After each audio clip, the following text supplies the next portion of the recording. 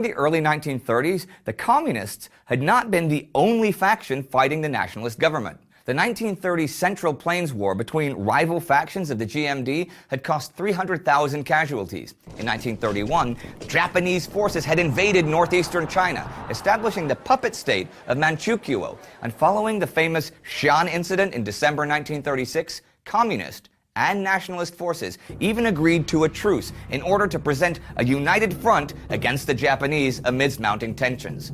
The Second Sino-Japanese War broke out in July 1937, with Japanese troops occupying Beijing, Shanghai, and much of the eastern coastal region by 1940. After Pearl Harbor, this conflict merged into World War II, with China becoming one of the Allied powers.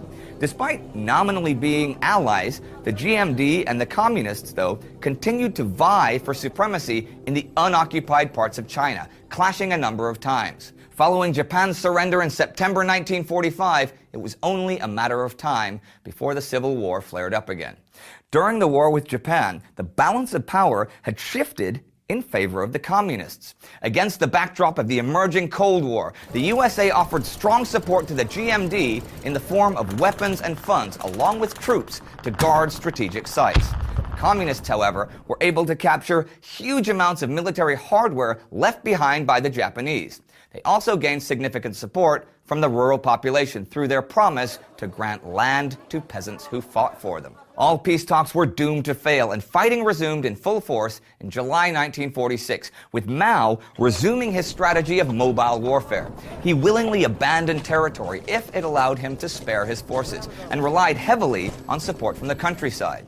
In line with Sun Tzu's doctrine of taking whole, he incorporated GMD units into his own army when they surrendered, thereby bolstering his own numbers.